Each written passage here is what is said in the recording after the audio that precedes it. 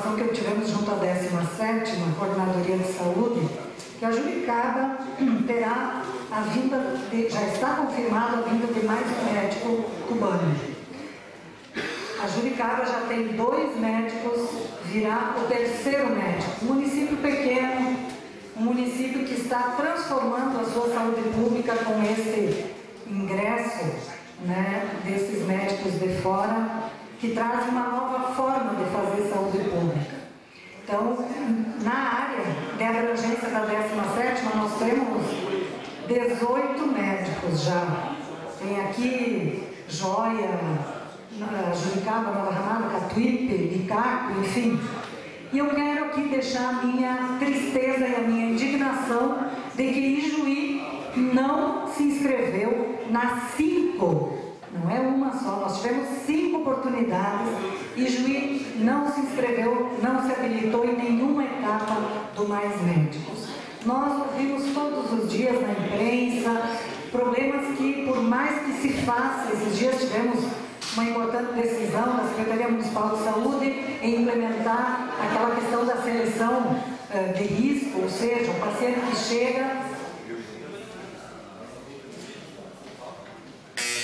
O paciente que chega com mais gravidade deve ser atendido antes de mim, que cheguei lá e não tenho tanta gravidade no meu atendimento, enfim.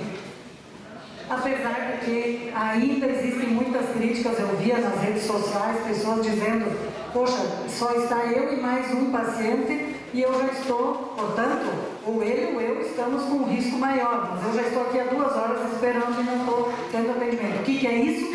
Falta de profissional médico. E aí, infelizmente, o município de Ijuí não se habilita ao Mais Médico. Argumentos, na semana passada o prefeito e a equipe esteve aqui na reunião das comissões, não me convence. Dizer que isso poderá reduzir os recursos que virão para o município. Nós precisamos do serviço do profissional. Então, esta é uma dívida que o Poder Público Municipal de Ijuí tem com a sua população, porque eu vi há poucos dias o prefeito falando aí: mas nós estamos batalhando para que o governo federal reabra. Dá licença, nós tivemos, não vai abrir nenhuma mais possibilidade agora, porque estamos no ano eleitoral, os projetos todos só vão ter andamento, não tem novas contratações. Nós não foi falta de oportunidade, né?